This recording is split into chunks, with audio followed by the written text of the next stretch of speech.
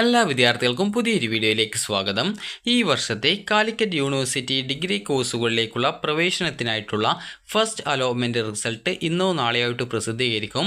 അപ്പോൾ വിദ്യാർത്ഥികൾക്ക് ഇന്ന് വൈകുന്നേരത്തോടെ പ്രസിദ്ധീകരിക്കാനാണ് സാധ്യത കൂടുതൽ. കാരണം സാധാരണയിൽ ഈ ഒരു ഷെഡ്യൂളിൻ്റെ ഡേറ്റിന് മുമ്പായിട്ട് തന്നെ ഒരു ദിവസം നേരത്തെ തന്നെ യൂണിവേഴ്സിറ്റികൾ റിസൾട്ട് പ്രസിദ്ധീകരിക്കാറുണ്ട്. അപ്പോൾ അതുകൊണ്ട് തന്നെ നിങ്ങൾക്ക് ഇന്ന് വൈകുന്നേരത്തോടെയോ അല്ലെങ്കിൽ നാളെയോടെയോ നിങ്ങൾക്ക് നിങ്ങളുടെ റിസൾട്ട് അറിയാൻ സാധിക്കുന്നതാണ്. അപ്പോൾ വിദ്യാർത്ഥികൾ ചോദിക്കുന്ന പ്രധാനപ്പെട്ട കാര്യമാണ്, ഫസ്റ്റ് അലോട്ട്മെൻറ്റ് കിട്ടിക്കഴിഞ്ഞാൽ നിങ്ങൾ എന്താണ് ചെയ്യേണ്ടത്? കോളേജിൽ പോയിട്ട് ടെമ്പററി അഡ്മിഷൻ എടുക്കണോ, അതുപോലെ തന്നെ പെർമനൻറ്റ് അഡ്മിഷൻ എടുക്കണോ, അതുപോലെ തന്നെ ഹയർ ഓപ്ഷൻ ക്യാൻസൽ ചെയ്യണോ, അതുപോലെ തന്നെ നിങ്ങൾ എന്താണ് ചെയ്യേണ്ടത് എന്നുള്ളത് വിദ്യാർത്ഥികൾ ചോദിക്കുന്ന ഒരു പ്രധാനപ്പെട്ട സംശയമാണ്.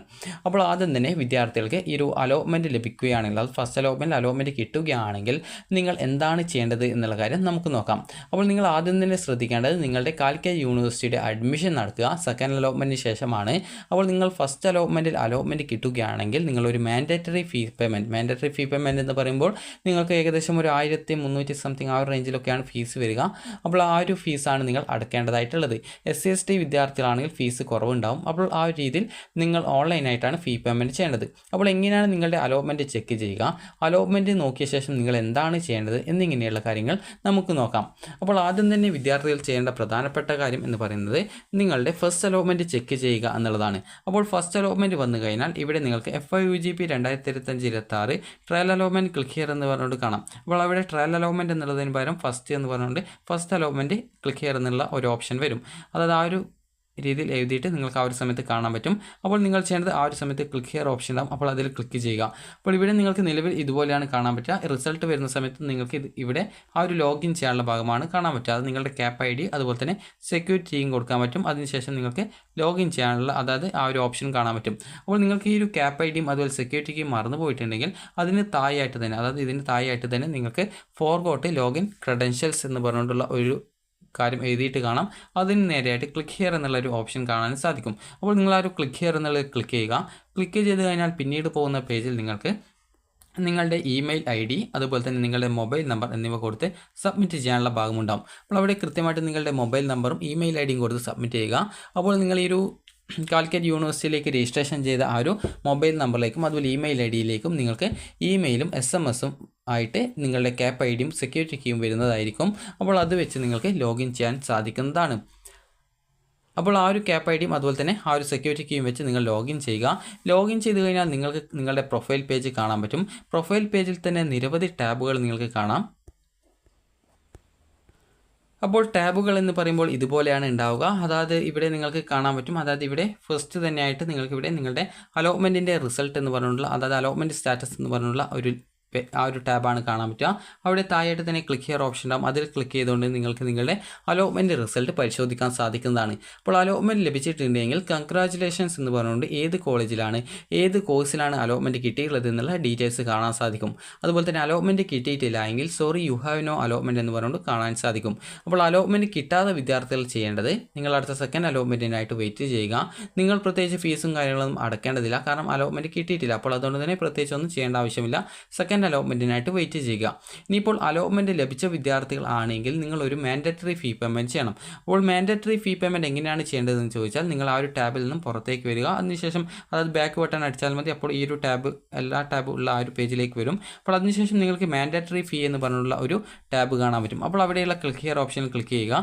ക്ലിക്ക് ചെയ്യുന്ന സമയത്ത് നിങ്ങൾക്ക് എത്ര രൂപയാണ് ഫീ പേയ്മെൻറ്റ് ചെയ്യേണ്ടത് എന്നുള്ള ഡീറ്റെയിൽസ് ഒക്കെ അവിടെ തന്നെ കാണാൻ പറ്റുന്നതാണ്. അപ്പോൾ ആ ഒരു പേജിലുള്ള പേയ്മെൻറ്റ് ഓപ്ഷൻ ഉപയോഗിച്ചുകൊണ്ട്, അതായത് ആ ഒരു പേജിൽ തന്നെ ആ ഒരു പേയ്മെൻറ്റ് ചെയ്യാനുള്ള ലിങ്കും കാര്യങ്ങളൊക്കെ ഉണ്ടാവും. അപ്പോൾ അതിൽ ക്ലിക്ക് ചെയ്തുകൊണ്ട് നിങ്ങൾക്ക് നിങ്ങളുടെ ഫീ പേയ്മെൻറ്റ് ചെയ്യാവുന്നതാണ്. അപ്പോൾ ഫീ പേയ്മെൻറ്റ് എന്ന് പറയുമ്പോൾ നേരത്തെ പറഞ്ഞതുപോലെ ജനറൽ കാറ്റഗറിക്കും അതുപോലെ SC/ST വിദ്യാർത്ഥികൾക്കും ഫീസിൽ ചെറിയ വ്യത്യാസം ഉണ്ടാകും. അപ്പോൾ നിങ്ങൾക്ക് എത്ര രൂപയാണ് ഫീസായിട്ട് വരുന്നത് അത് നിങ്ങൾക്ക് ഓൺലൈനായിട്ട് നിങ്ങളുടെ ഡെബിറ്റ് കാർഡോ ക്രെഡിറ്റ് കാർഡോ നെറ്റ് ബാങ്കിങ്ങോ ഉപയോഗിച്ചുകൊണ്ട് അല്ലെങ്കിൽ UPI ഉപയോഗിച്ചുകൊണ്ട് നിങ്ങൾക്ക് ഫീ പേയ്മെൻറ്റ് ചെയ്യാവുന്നതാണ്. അപ്പോൾ ഇങ്ങനെ ഫീ പേയ്മെൻറ്റ് ചെയ്ത് കഴിഞ്ഞാൽ നിങ്ങൾക്കൊരു റെസിപ്റ്റ് കിട്ടും. അപ്പോൾ ആ ഒരു റെസിപ്റ്റ് നിങ്ങൾ പ്രിൻ്റ് എടുത്ത് സൂക്ഷിച്ച് വെക്കേണ്ടതാണ്. കാരണം അഡ്മിഷൻ സമയത്ത് അത് ആവശ്യമാണ്.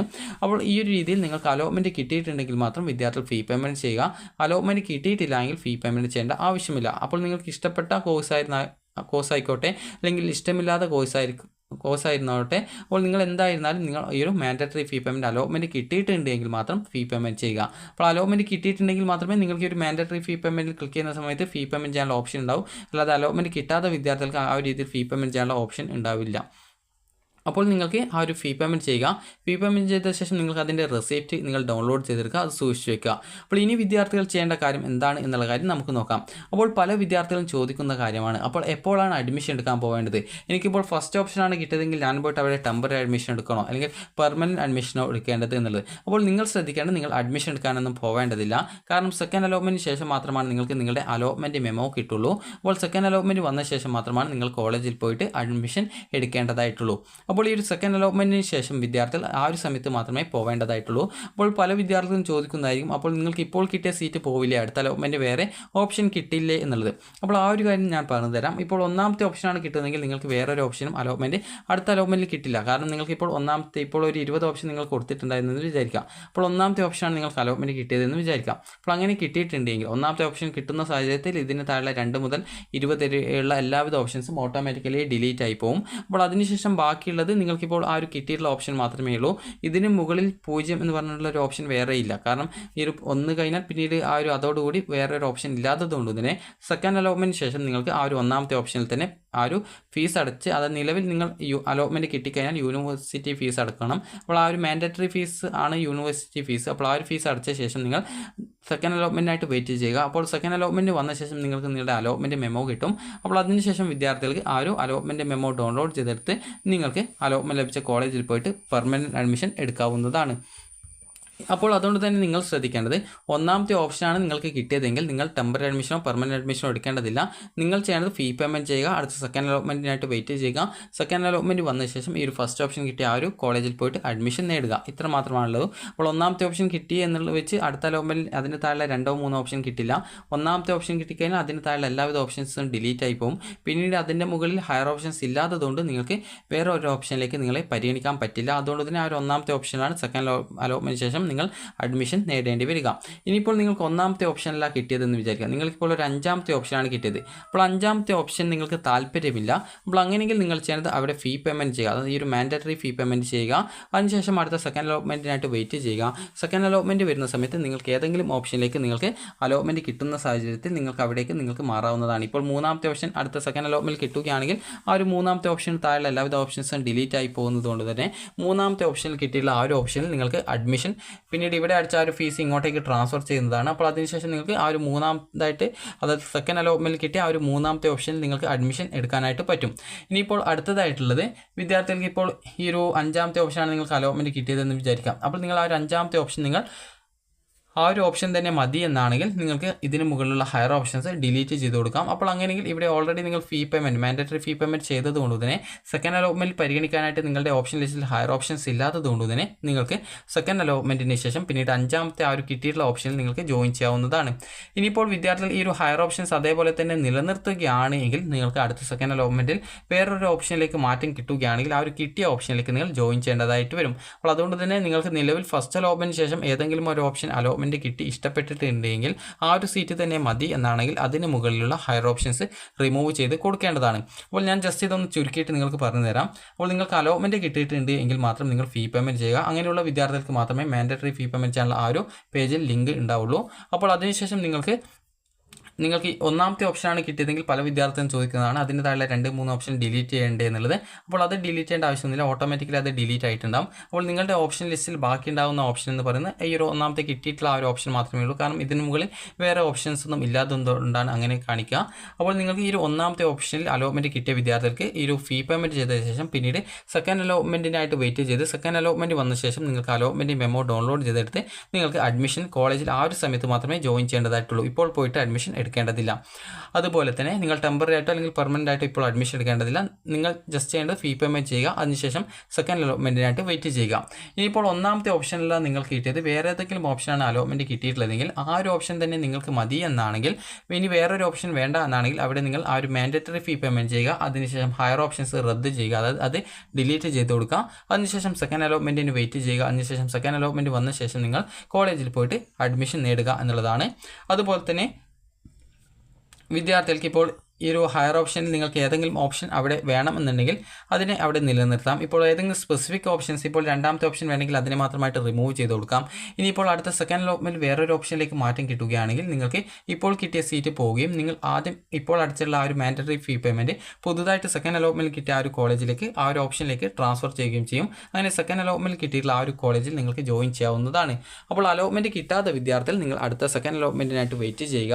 അതുപോലെ തന്നെ ഇതിന് ശേഷം വിദ്യാർത്ഥികൾ ചെയ്യേണ്ടത് സെക്കൻഡ് അലോട്ട്മെൻറ്റ് ശേഷമാണ് നിങ്ങൾക്ക് കോളേജിൽ ജോയിൻ ചെയ്യേണ്ടതായിട്ട് വരിക. സെക്കൻഡ് അലോട്ട്മെൻറ്റ് ശേഷം നിങ്ങൾക്ക് കോളേജ് ഇഷ്ടപ്പെട്ടാലും ഇഷ്ടപ്പെട്ടിട്ടില്ലെങ്കിൽ നിങ്ങൾ നിർബന്ധമായിട്ടും കോളേജിൽ ജോയിൻ ചെയ്യേണ്ടതായിട്ട് വരും. ഫസ്റ്റ് അലോട്ട്മെൻറ്റ് നിങ്ങൾ ഫീ പേയ്മെൻറ്റ് ചെയ്യുക മാത്രമാണ് ചെയ്യേണ്ടതായിട്ടുള്ളൂ.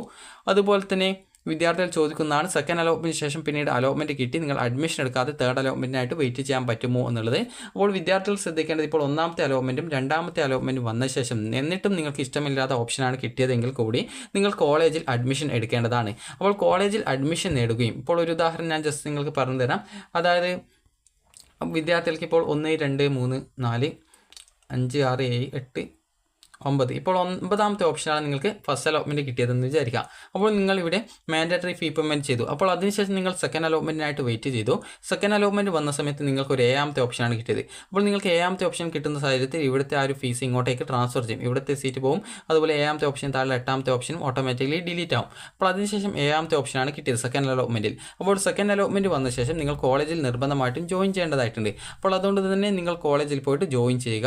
അതായത് പെർമനൻറ്റ് അഡ്മിഷനാണ് ഉണ്ടാവുക. നിങ്ങൾക്ക് ഇഷ്ടപ്പെടാത്ത സീറ്റായാലും ഇഷ്ടപ്പെടാത്ത കോളേജ് ആയിരുന്നാൽ നിങ്ങൾ നിർബന്ധമായിട്ടും സെക്കൻഡ് അലോട്ട്മെൻറ്റ് കിട്ടിക്കഴിഞ്ഞാൽ സെക്കൻഡ് അലോട്ട്മെൻറ്റിന് ശേഷം നിങ്ങൾ പെർമനൻറ്റ് അഡ്മിഷൻ എടുക്കണം. അപ്പോൾ അങ്ങനെ നിങ്ങൾ പോയിട്ട് കോളേജിൽ പോയിട്ട് പെർമനൻറ്റ് അഡ്മിഷൻ നേടുന്നു.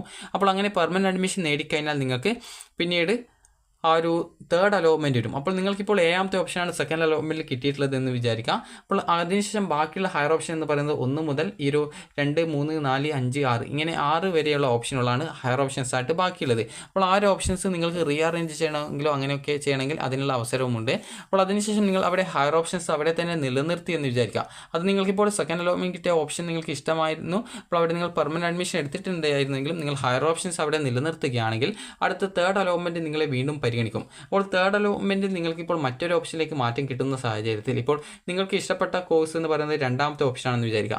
അപ്പോൾ നിങ്ങൾ സെക്കൻഡ് അലോട്ട്മെൻറ്റ് കിട്ടിയ ഒരു കോളേജിൽ പെർമനൻറ്റ് അഡ്മിഷൻ എടുത്തു. ഹയർ ഓപ്ഷൻസ് അവിടെ തന്നെ നിലനിർത്തിയിട്ടുണ്ടെങ്കിൽ പിന്നീട് സെക്കൻഡ് അലോട്ട്മെൻറ്റ് ശേഷം പിന്നീട് തേർഡ് അലോട്ട്മെൻറ്റിൽ പരിഗണിക്കുമ്പോൾ ഈ ഒരു ഓപ്ഷനിലേക്ക് മാറ്റം കിട്ടുകയാണെങ്കിൽ ആ ഒരു കോളേജിലെ അഡ്മിഷൻ റദ്ദ് ചെയ്യപ്പെടും. അതിനുശേഷം നിങ്ങൾക്ക് തേർഡ് അലോട്ട്മെൻറ്റ് കിട്ടിയ ആ ഒരു കോളേജിൽ ജോയിൻ ചെയ്യേണ്ടതായിട്ട് വരും. അപ്പോൾ നിങ്ങൾ ശ്രദ്ധിക്കേണ്ട പ്രധാനപ്പെട്ട കാര്യം ഇത്രമാത്രമാണ്. നിങ്ങൾക്ക് കിട്ടിയിട്ടുള്ള ഓപ്ഷൻ ഇഷ്ടപ്പെട്ടിട്ടുണ്ടെങ്കിൽ നിങ്ങൾ അവിടെ ഫീ പേയ്മെൻറ്റ് ചെയ്യുക. അതിനുശേഷം ഹയർ ഓപ്ഷൻസ് വേണ്ട എന്നുണ്ടെങ്കിൽ അതിനെ റിമൂവ് ചെയ്യുക. അടുത്ത അലോട്ട്മെൻറ്റ് വെയിറ്റ് ചെയ്യുക. സെക്കൻഡ് അലോട്ട്മെൻറ്റ് ശേഷം അഡ്മിഷൻ നേടുക. സെക്കൻഡ് അലോട്ട്മെൻറ്റ് വന്ന ശേഷം നിങ്ങൾക്ക് ഇഷ്ടപ്പെട്ട കോളേജാണ് കിട്ടിയതെങ്കിലും ഹയർ ഓപ്ഷൻസ് ഉണ്ടെങ്കിൽ അതിനെ റിമൂവ് ചെയ്യുക. അതിനുശേഷം നിങ്ങൾക്ക് അടുത്ത ആ ഒരു കോളേജിൽ തന്നെ നിങ്ങൾക്ക് പെർമനൻറ്റ് അഡ്മിഷൻ എടുക്കാവുന്നതാണ്. ഇനിയിപ്പോൾ സെക്കൻഡ് അലോട്ട്മെൻറ്റ് വന്ന ശേഷം ഇഷ്ടമില്ലാത്ത കോളേജോ കോഴ്സോ ആണ് കിട്ടിയതെങ്കിൽ നിങ്ങൾ അടുത്ത ആ ഒരു കോളേജിൽ പോയിട്ട് ജോയിൻ ചെയ്യുക. അതിനുശേഷം തേർഡ് അലോട്ട്മെൻറ്റിനായിട്ട് വെയിറ്റ് ചെയ്യുക. അതിനുശേഷം ഫീസ് അടക്കാനായിട്ട് അതിന് നിങ്ങൾക്ക് ടൈം തരുന്നതാണ് കോളേജിൽ നിന്ന്. അപ്പോൾ അതിനുശേഷം നിങ്ങൾക്ക് പിന്നീട് തേർഡ് അലോട്ട്മെൻറ്റിൽ വേറൊരു കോളേജ് കിട്ടുകയാണെങ്കിൽ നിങ്ങൾ വീണ്ടും ആ ഒരു പുതുതായിട്ട് കിട്ടിയ ആ ഒരു കോളേജിൽ ജോയിൻ ചെയ്യുക. അപ്പോൾ നിങ്ങൾക്ക് ഇഷ്ടപ്പെട്ട സീറ്റാണ് കിട്ടിയതെങ്കിൽ നിങ്ങൾ ഫസ്റ്റ് അലോട്ട്മെൻറ്റിൽ നിങ്ങൾ ചെയ്യേണ്ടത് ടെമ്പററി അഡ്മിഷൻ നേടേണ്ട ആവശ്യമൊന്നുമില്ല. നിങ്ങൾ ചെയ്യേണ്ടത് ഫീ പേയ്മെൻറ്റ് ചെയ്യുക എന്നുള്ളത് മാത്രമാണ്. ഫീ പേയ്മെൻറ്റ് ചെയ്ത് നിങ്ങൾ സെക്കൻഡ് അലോട്ട്മെൻറ്റിനായിട്ട് വെയിറ്റ് ചെയ്യുക. ഇഷ്ടമില്ലാത്ത ഹയർ ഓപ്ഷൻസോ അല്ലെങ്കിൽ ഹയർ ഓപ്ഷൻസ് ബാക്കിയുണ്ടെങ്കിൽ അത് വേണ്ട എന്നുണ്ടെങ്കിലോ നിങ്ങൾക്ക് ഹയർ ഓപ്ഷൻസ് റിമൂവ് ചെയ്ത് കൊടുക്കാവുന്നതാണ്. അപ്പോൾ വിദ്യാർത്ഥികൾക്ക് ഈ ഒരു വീഡിയോ ഉപകാരപ്രദമായിട്ടുണ്ടെങ്കിൽ ലൈക്ക് ചെയ്യുക, ഷെയർ ചെയ്യുക. Thank you for watching.